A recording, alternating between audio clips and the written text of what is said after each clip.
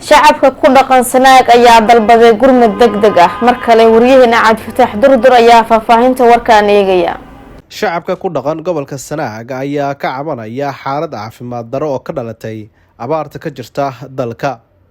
dad u badan reer guura oo deegaanadaasi ku dhaqan ayaa sheegaya in xoolahoodii ay ka leedeen kadib markii ay waayeen waxay cunaan. caafimaad degmada ka jirta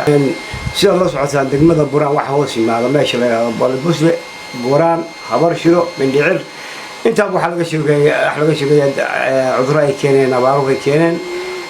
sida loo socotaan hadda intaas degmada xarunta Balbusle waxa adeeg caafimaad ka jira ma jiraan meesha Balbusle iyo MSH bilaadayadana waxa caafimaad ka jira ma jiraan intaas magaalooyin waxa hadda xarun caafimaad waa meesha la yiraahdo degmada Buraan kan baanwi aagaan nugaadi meelahaas ka soo hayaan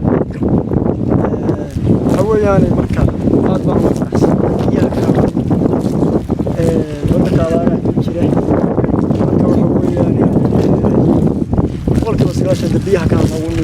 lahayd weerka hodanka ah alxamdulillah rabbil caalamiin kuna hadda waxa weeyaan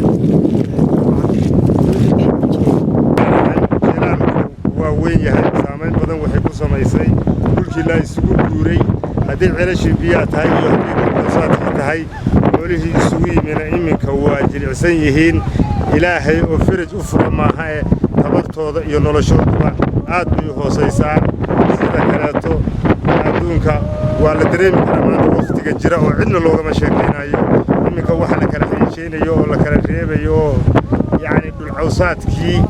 iyo meel uu yani loo dareeriyo la garanayaa waa geeli ugu dambeyn jiray xagga riganka xoolaha geeli oo ishin ahaa ama si ugu awood badnaa xooleyda baa tabartaale.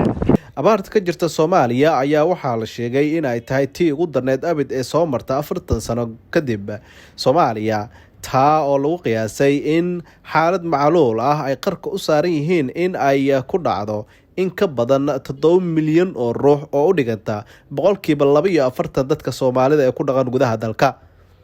dhawaan xukuumadda federaalka ah ee Soomaaliya warbixin ay soo saartay ayaa waxay ku baaqday in gurmad degdeg ah lala gaaro guud ahaan gobolada dalka gaar ahaan gobolada aadka u daran ee ay saameysay abaarta daran ee dalka ka jirta iyadoo xukuumaddu ay baaq u dirtay beesha caalamka iyo deeq-bixiyaasha in dadka ee la ildaran abaarta ay gurmad degdeg ah la soo gaarto.